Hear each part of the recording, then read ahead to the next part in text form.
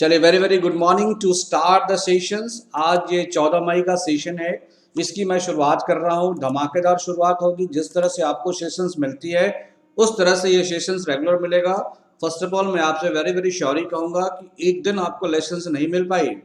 इसके रीजंस थे कि ड्यू टू थंडरिंग्स, ये जो थंडरिंग हुई थी, थंडरिंग की वजह से आपके को लेक्चर्स नहीं मिल पाया होगा, क्लासेस नहीं मिल पाया होगा 13 मई का। बट मैंने इसमें उन सारे क्वेश्चनों को भी ऐड कर दिया है, सो डोंट वरी, आपके नॉलेज में किसी प्रकार का गैप नहीं होगा। पीरियड में गैप हो गया, रीजन ये था कि थंडरिंग की वजह से इंटरनेट से बाधाएं उत्पन्न हो गई थी। ओके, तो आइए फिर से हम लोग आ चुके हैं बेहतरीन सेशन को लेकर। और यह जो सेशन है बिल्कुल ही आपके examination pattern means in the sense कि जिस तरह से आपको लेटेस्ट पैटर्न आपको देखने को मिलता होगा क्वेश्चनों का, वैसा ही देखने को मिलेगा। और जैसे डियर मैंने आपको बताया है कि हमारी जो वीकली जो जीएस की टॉप 10 क्वेश्चन की सीरीज चल रही है, वो बिल्कुल ही आपको फिर से आने वाले संडे को वो सीरीज आपको मिल जाएगा। और वेरी शुड हम लोग इकोनॉमिक्स की सीरीज को भी स्टार्ट करने वाले हैं। तो आइए फिर से सभी को जग जाइए, नींद से जग चुके होंगे, सुबह के 7 बज चुके हैं। और यह सुबह का 7 बजने का मतलब है आप पूरी तरह से तैयार हो जाइए और अपने पेन एंड पेपर लेके बैठ जाएं। मैं अपने सेशन की शुरुआत कर रहा हूँ। सो थोड़ी बहुत जानकारी आपको दे दूं। जो लोग मुझे जानते हैं it is well and goods, जो नहीं जानते हैं उनको जानना चाहिए। तो my name is Ajit Kumar, you can say Ajit Kumar Mehta, and 5 year of teaching experience having as a general studies, economics and current affairs। मैं गेस्ट फैकल्टी के रूप में चाणक्य IAS अकेडमी में वर्क कर चुका हूँ। Regular faculty AAA smart institutes and Unacademy पे मैं प्लस एजुकेटर के रूप में काम कर रहा हूँ, या I am working over here or giving our lecture, or I be the educator of An Academy plus educator। okay, आइए आगे बढ़ते हैं।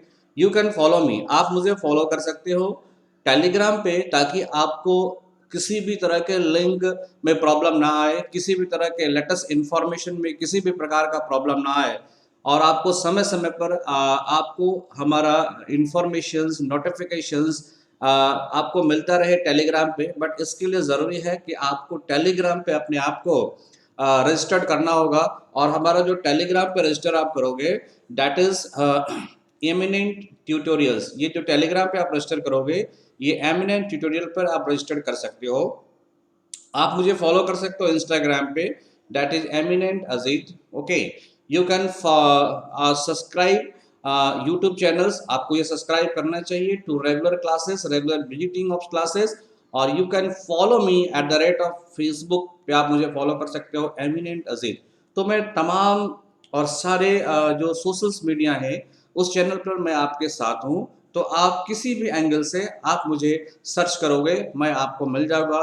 काइंडली अपना ऑब्जर्वेशन, अपना सुझाव मुझे ज़रूर देने का प्रयास करें, ताकि मैं अपने क्लासेस में नए परिवर्तन ला सकूं, which can improve our classes according to suitable to you. आइए एक नए विचार के साथ आप सेशन की शुरुआत की जाए। It is very easy to defeat someone, ये बड़ा मुश्किल है, वेरी आसान है।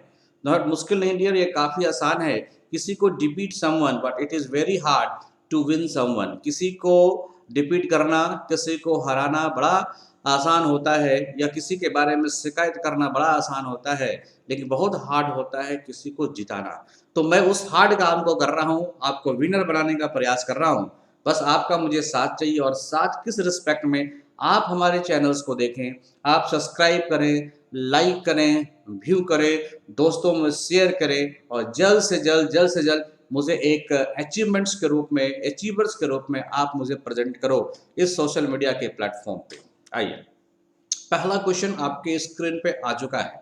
बी अटेंशंस, द कोविड-19 variant first detected in India, found in 44 countries. ये WHO का कहना है। WHO काफी टेंस मूड में दिख रहा है। ये जो वेरिएंट्स इंडिया के अंदर देखने को मिला है, ये काफी डेंजरस वेरिएंट्स है, जिसकी चर्चा मैंने कल किया था आपको। B.1.617 वेरिएंट्स है। ये मोस्टली 4 कंट्री से इसकी शुरुआत हुई थी, बट आज 44 कंट्री में ये जाके फैल चुका है। तो कोविड-19 वेरिएंट पहली बार भारत में पाया गया और 44 देशों में पाया गया है, अभी WHO का कहना है। मीन्स ये जो वेरिएंट्स है B1617 जो वेरिएंट्स है, ये भारत से चलकर दुनिया के 44 कंट्री 44 कंट्रियों में फैल चुका है। ये बड़ा ड्रॉबैक है डियर कि भारत से चलकर 44 कंट्रियों में यह फैल चुका है, इसलिए दुनिया की नज़र भारत के ऊपर है और ये चाहते हैं कि किसी तरह से इस स्पेशल वेरिएंट्स को ब्रेक किया जाए। The B1.61 variant of the coronavirus first detected in India. As per the media report, the COVID-19 variant B.1.617 was first identified in India in October 2020.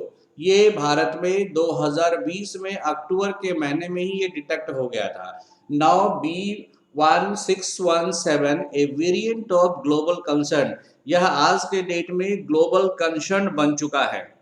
The World Health Organisation had on May 10, 2020 classified the variant as a variant of global concern. ये 10 मई को world Health organisation ने इसे वैश्विक variant के रूप में गठित कर दिया है, जो भारत से चलकर 44 मुल्कों में पहुंच चुका है। काफी सावधान रहिएगा आप लोग भी। After some preliminary studies shows that it is spread more easily, और प्रारंभिक अध्ययन से यह जानकारी मिली है ये काफी तेजी से फैलता है compare to the previous variants. Doctor Maria Van कैक्रोप्स जो टेक्निकल लीडिंग हेड्स हैं किनके कोविड-19 में, और ये WHO में टेक्निकल हेड्स हैं, स्पेशली जो कोविड-19 के विंग्स को देख रहे हैं उनका ये स्टेटमेंट्स है। और it is really the concern of the world that variants B1617 is spreading like anything, or it cannot be stopped very easily, but it can spread very easily. That is the major concern of WHO. आइए, United Nation report projected Indian economy to grow at 10.1% in 2022.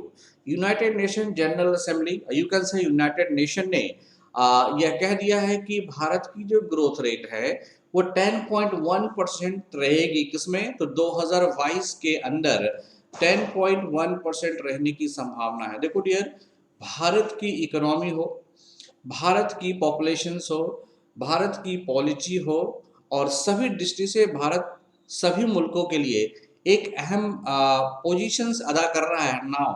जिस तरह से डिप्लोमेटिक्स आपको winners हुआ, जिस तरह से आपने डिप्लोमेटिक्स जीत हासिल की है नरेंद्र मोदी के कंसर्न में, वैश्विक स्तर पर जिस तरह से भारत की ख्याति प्राप्त हुई है और जिस तरह से ट्रेड एग्रीमेंट्स हुए हैं, तो दुनिया के तमाम मुल्कों की नज़र भारत के ऊपर रहती है।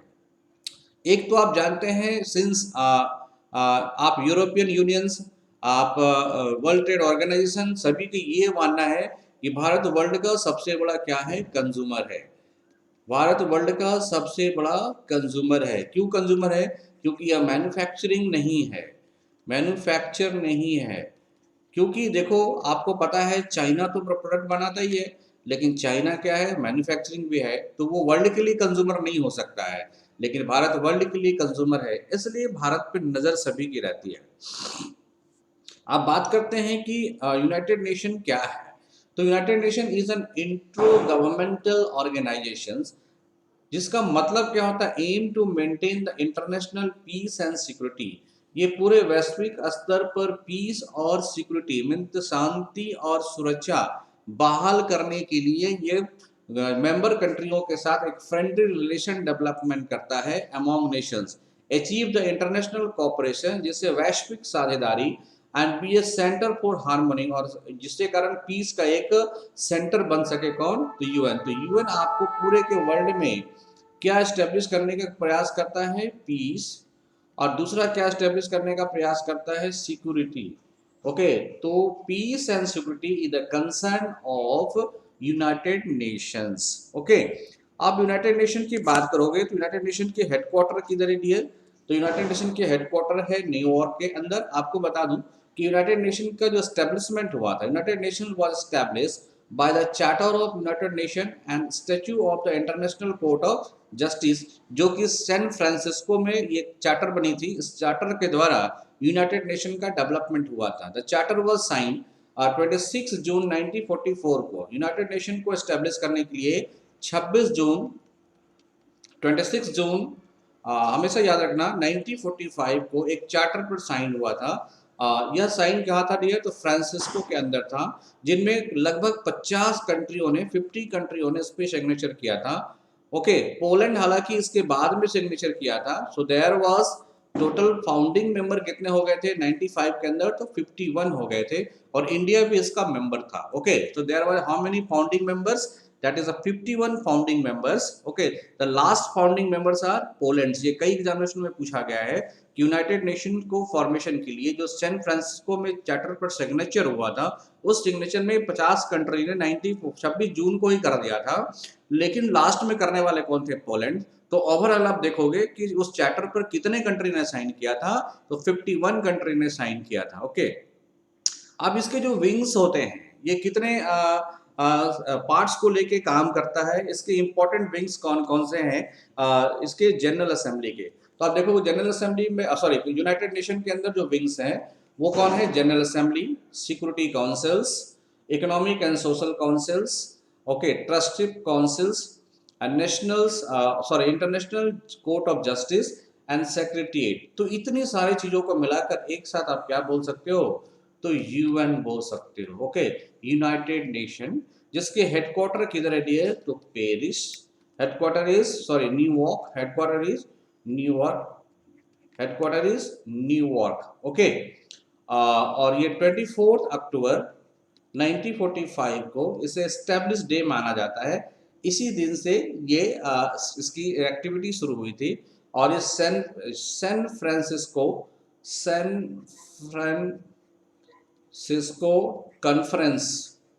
कॉन्फ्रेंस के द्वारा इसे जाना जाता है। अगर आप बात करोगे तो इंडिया और यूनाइटेड नेशन का क्या संबंध है, तो आपको पता होना चाहिए कि यूनाइटेड नेशन में टोटल कितने कंट्री हैं? There is 190 country in the United Nations, और India is the non permanent member. India क्या है? Non permanent. India is a non permanent member in United Nation. तो यूनाइटेड नेशन के non permanent members हैं, और जो भारत के रिप्रेजेंटेटिव हैं उनका नाम है टी.एस. त्रिमूर्ति। तो टी.एस. त्रिमूर्ति जो भारत के नॉन परमानेंट रिप्रेजेंटेटिव हैं यूनाइटेड नेशन के अंदर। इतनी इंफॉर्मेशन आपको रखनी चाहिए। How many total member? It is 193 members. When it was established 24th October 1945 by the San Francisco Conference, founder member 51, headquarter is New York. The Indian representative as a non-permanent member in United Nations, that is T.S. Trimurti. Correct?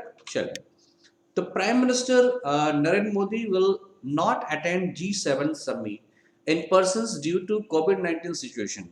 Bharat के अंदर जिस तरह से कोविड-19 situation काफी pandemics हो चुकी है, ऐसे पेंडेमिक्स भरे माहौल में प्राइम मिनिस्टर ने डिसीजंस लिया है कि मैं G7 मीटिंग में पार्टिसिपेट नहीं करूंगा। तो prime minister earlier scheduled to visit the United Nation in June 2021 में इनकी विजिट्स होनी कंफर्म थी, on the invitation of the UK PM Boris Johnson to attend the G7 as a guest. तो इनको G7 के अंदर एज ए गेस्ट फैकल्टी के रूप में इनवाइट किया गया था यूके के प्राइम मिनिस्टर बोरिस जॉनसन के द्वारा, बट ये नहीं जा रहे हैं जून में होने वाले G7 मीटिंग में। इसका रीजन यही है कि कोविड-19 की जो सिचुएशन चल रही है, ऐसे सिचुएशंस में इनका भारत में होना और भारत के अंदर मॉनिटरिंग करना ये काफी जरूरी है।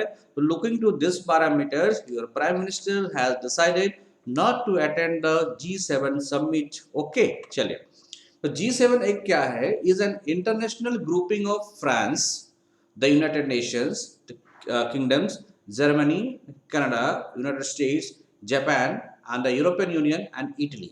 तो ये इतने इंटरनेशनल कंट्रीज का क्या है? ये ग्रुप है।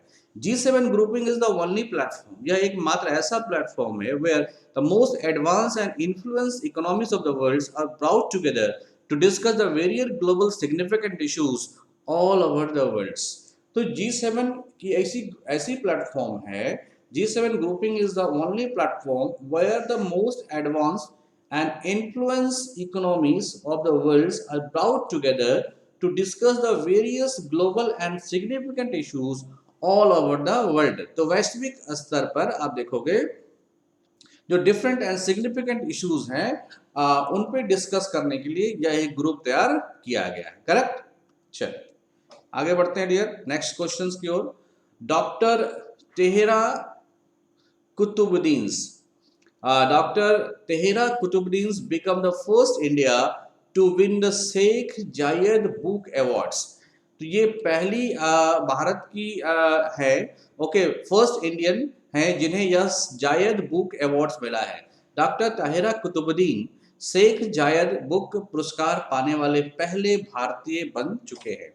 The Tahera Qutbuddin has become the first person from the India to win the prestigious Sheikh Zayed Book Award। The Mumbai born professor है on the honor for the book, her books Arabic orations। तो इनकी जो books है इनका नाम क्या है Arabic orations art and functions okay which was published by the Brill Academic Publishers of Leiden in 2019। ये बुक्स को 2019 में पब्लिश किया गया था ब्रिल एकेडमी के द्वारा ओके और इसे सिलेक्ट किया गया है शेख जायद बुक अवार्ड्स के लिए। काफी इंपॉर्टेंट है आपके लिए। अब देखते हैं कि डॉक्टर तेहरा कुतुबुद्दीन की क्या प्रोफाइल है। तो doctor Tahera Qutbuddin is a professor of Arabic language की ये क्या प्रोफेसर है at the department of NELC in the University of Chicago okay. She had completed her early education in the fort convents convent in the Kodaikanal, Villa Teresa High Schools and Sophia College in Mumbai। The professor also served on the editorials board of Abu Dhabi Library of Arabic Literatures। तो Arabic language जो होती है उसके लिए इनको काफी important दिया गया है। तो अरबिक लैंग्वेज या अरबियन लैंग्वेज के लिए शेख जायद बुक अवार्ड दिया गया है डॉक्टर तेहरा कुतुबुद्दीन को okay very important.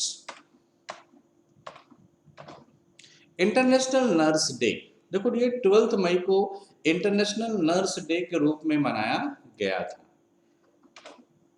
The International Nurse Day is celebrated on May 12 every year to mark the contributions and hard work of nursing staff around the world। तो जिस तरह से खासकर अभी तो आप देख रहे होगे कोविड-19 के समय में ये नर्सिंग स्टाफ या नर्सिंग की कितनी बड़ी खासियत है। तो ये जो work of nursing staff around the world the theme of the 2021 international nurse day is nurses a voice to lead a vision for future health care. तो ये vision for future health care के लिए यह award दिया गया है यह दिन मनाया जाता है ताकि उनको अवेयरनेस मिले। और इस दिन को किन की याद में मनाया जाता है। This day also mark the birth anniversary of nursing pioneer Florence Nightingale. तो नर्स में सबसे उत्कृष्ट स्थान रखने वाली फ्लोरेंस नाइटिंगेल्स हैं जिनका जन्म हुआ था 12 मई को 1820 के अंदर। और इन्हीं के जन्मदिन को याद करने के लिए इनको एट्रीब्यूट्स करने के लिए नर्सिंग डे मनाया जाता है वो इंटरनेशनल नर्सिंग डे 12 मई को। आइए Ujjwala Singhania appointed as the 38 national presidents of FICCI FLO। तो उज्ज्वला सिंघानिया अपॉइंट हुए हैं 38 national presidents of FICCI FLO। Ujjwala Singhania has been appointed as the national presidents of FICCI ladies organisation. ये लेडीज ऑर्गेनाइजेशन के लिए ये अध्यक्ष चुने गए हैं फॉर द ईयर 2021-2022 से is the 38 national presidents of FLO okay. ये federation of India chamber of commerce है। India to become the world most populous country by 2027 forecast UN report। United Nation ने रिपोर्ट जारी किया है कि 2027 तक India world की सबसे बड़ी आबादी वाली कंट्री बन जाएगी।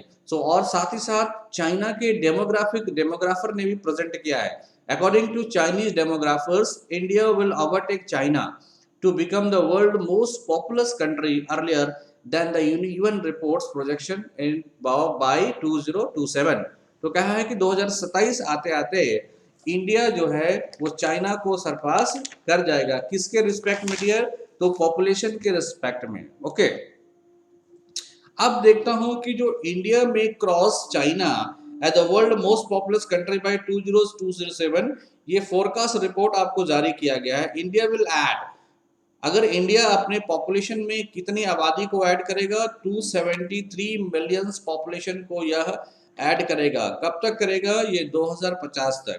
तो इंडिया की अभी 1.37 बिलियन है, इसमें यह ऐड कर देगा 273 मिलियन पॉपुलेशन को 2050 तक ऐड कर देगा। Okay, correct. अभी चाइना जो है 1.37 बिलियन पॉपुलेशन को लेके वर्ल्ड के नंबर 1 पे है और भारत 1.34 को लेके वर्ल्ड के नंबर 2 पर देखा गया है। चलिए, इजराइल आयरन डोम, ये काफी इंपॉर्टेंट है dear. How it intercept neutralise rocket aimed at Israel target. तो देखो, इजराइल के टारगेट पर, मतलब इजराइल में अगर कोई इजराइल को टारगेट करता है, इजराइल को कोई टारगेट करता है, तो इस टारगेट को कैसे डिसमिस कर सकता है, इंटरसेप्ट कर सकता है, न्यूट्रलाइज कर सकता है, और ओके कैसे ये करेगा, इसके लिए टेक्निक्स है जिसका नाम है Israel Iron Dome okay defence system. Iron Dome is a ground air-to-air short-range air defense system. It includes a TAMIR and the radar interceptor missiles that can attack and neutralize any missiles or rockets that are aimed at the Israeli target. जो भी Israel की ओर आंख उठा के देखेगा उसको सीधा का सीधा वो ये जो है ये टेक्निक्स है बिल्कुल ही उसको न्यूट्रलाइज कर देगा, उसको डिस्ट्रॉय कर देगा। The Iron Dome is used for countering artillery, mortars, rocket, as well as the helicopter, aircraft, even unmanned aerial vehicles. तो आप देखो जिस तरह से अनमैन एरियल व्हीकल्स को आप अगर छोड़ते हो, आप मोटार दागते हो, अगर इजराइल के ऊपर छोटे छोटे रॉकेट से हमला करते हो, आर्टिलरी गन से हमला करते हो, सभी को वो क्या करेगा? डिस्ट्रॉय कर देगा। टारगेट को ढूंढ के वो डिस्ट्रॉय करता है। काफी इंपॉर्टेंट है। और इसकी जो सक्सेस रेट देखी गई है, ये इसकी जो सक्सेस रेट है, दिस सक्सेस रेट इज 90%। तो इसकी जो मिसाइल गाइडेड सिस्टम की जो सक्सेस रेट है वो 90% को देखा गया है इजराइल का। ओके, बेसिकली आप जिस तरह से देख रहे हो कि इजराइल और फिलिस्तीन के बीच में जिस तरह से अभी कॉन्फ्लिक्ट चल रहा है, there is a conflict between Israel and Palestine. Actually ये क्या शिया और सुन्नी की अटैक है डियर, कई दिनों से, ये कई वर्षों से चलता रहा। तो ऐसे समय में फिलिस्तीन के अटैक को नस्तबूद करने के लिए इजराइल ने सिस्टम को काफी अपग्रेड कर लिया है और ये काफी इंपॉर्टेंट सिस्टम माना जाता है। ओके, आइए, union cabinet approved rupees 18,100 crore PLI scheme for battery storage manufacturing. जिस तरह से आप देख रहे हो कि हम लोग ग्रीन एनर्जी की ओर मूव कर रहे हैं, मैं ही नहीं डियर, पूरा वर्ल्ड इन्हें ग्रीन एनर्जी की ओर मूव की जा रही है। ऐसे में कई मुल्कों ने, तो जैसे यूनाइटेड नेशन यूके ने तो सीधा डिक्लेयर कर दिया है कि ये 2030 तक इनके यहाँ कोई भी व्हीकल्स पेट्रोल या वैसोलिन से नहीं चलेगा। तो ऐसे में इंडिया की भी एक कदम है कि वैसे कंपनी जो स्टोरेज बैटरी को बना रहे हैं उनको जो है प्रोडक्ट लिंक इंसेंटिव्स के साथ जोड़ा जाएगा। The National Program on Advanced Chemistry Cells Battery Storage, it will help in the achieving the manufacturing capacity of 15 gigawatt hours of ACC and 5 gigawatt of NIC ACC with a cost of 18,100 crore. Okay, तो इनको support दिया गया है union cabinet के द्वारा। Union cabinet ने इसे approve किया है ये, और ये किसके तरफ हुआ है? तो national programme on advance chemistry के तरफ से ये दिया गया है बैटरी स्टोरेज के लिए। ये हेल्प करेगा in achieving in manufacturing capacity को बढ़ाने के लिए, ताकि ग्रीन एनर्जी पर इंडिया वर्क कर सके। करेक्ट। आइए, एचडीएफसी बैंक ने पार्टनर्स किया है CSC to launch the chatbot Eva. ये चैटबॉट ईवा क्या है? ये एंटरप्रेन्योरशिप का काम करेगा, जो कि आपके CSC सेंटर, जो भी बैंक्स होते हैं, इनके जो छोटे सेंटर होते हैं, सीएससी सेंटर होते हैं, इन पर यह क्या करेगा, एंटरप्रेन्योरशिप का काम करता है युवा, और ये आने वाले कस्टमर्स को इंश्योरेंस, फिनेंस और बैंकिंग की जानकारी देगा। HDFC has launch an artificial intelligence chatbot, ये जो आर्टिफिशियल इंटेलिजेंस के तहत काम करेगा, जिसका नाम है EVA, in partnership with the Common Service Center. The chatbot EVA will work on the digital Seva portal CSC to educate and support the village level entrepreneurs. तो विलेज लेवल एंटरप्रेन्योर्स को ये सपोर्ट करेगा।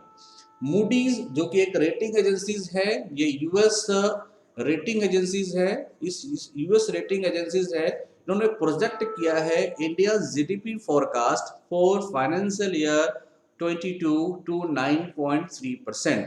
तो जो financial year है उसको 9.3% project किया है, इंडिया की जीडीपी इतना ही रहने वाली है, और ये प्रोजेक्ट किसने किया है, तो मूडीज ने प्रोजेक्ट किया है, करेक्ट।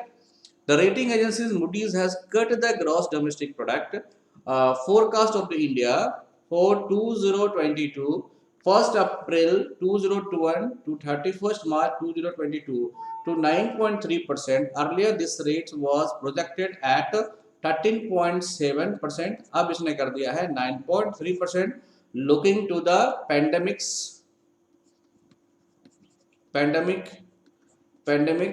COVID-19 पैंडेमिक्स के सिचुएशन को देखते हुए ऐसा डिसीजन लिया है रेटिंग एजेंसीज ने। Okay, former US Senator Bill Nelson sworn as the 14th administrator of NASA. ये जो फॉर्मर यूएस सीनेटर हैं, जो सीनेट में इनका नाम था, ये सीनेट्स के मेंबर थे, उन्हें 14वां एडमिनिस्ट्रेटर ऑफ नासा नियुक्त किया गया है। The former US senator Bill Nelson has been sworn in as the 14th administrator of the National Aeronautics and Space Administration NASA on May 3, 2021. The 78-year-old Nelson was administered the oath of office by US Vice President Kamala Harris. तो US को vice president है जो Kamala Harris है, इसके द्वारा इन्हें पद और गोपनीयता की शपथ दिलाई गई है। ये रिप्लेसेस द जेम्स फेडरिक, इससे पहले कौन थे, तो जेम्स फेडरिक थे जिन्हें इन्होंने रिप्लेस किया है। अर्लियर नेल्सन जो है serve as the United Nations senator from Florida from 2001 to 2019 तक ये सीनेटर के रूप में काम किए हैं। अब देखते हैं dear Kamala Harris. Kamala Harris is an American politician and attorney who is the 49th vice president. तो कमला हैरिस जो है जॉय बिडेन के कार्यकाल में 49th वाइस प्रेसिडेंट है यूनाइटेड स्टेट्स की। She is the first female vice president and the highest ranking female official in the US history. यह US के अमेरिका के इतिहास में हाई रैंक रखने वाली है और पहली महिला उपराष्ट्रपति है। As well as the first African American and the first Asian American vice president. तो इनके नाम से दो हैं, फर्स्ट अफ्रीकन अमेरिकन, सेकंड क्या है, first Asian American vice president. Okay, और इनका जो निक नाम है दैट इज मीना हैरिस। तो ये अमेरिका भारतीय मूल की भी हैं, इनका भारत से भी संबंध है, इसलिए इनका निक नाम देखो मीना हैरिस है। ओके, तो कमला देवी हैरिस, इसमें कहीं ना कहीं आपको झलक रहा है भारतीय संस्कृति या भारतीय नॉमिनक्लेचर इनमें आपको दिखने को मिल रहा होगा, इसलिए ये African American and the first Asian American vice president है, 49th वाइस प्रेसिडेंट है। इन्होंने ही बिल नेल्सन को okay the 14th administrator of NASA के पद एवं गोपनीयता की शपथ को दिलाया है।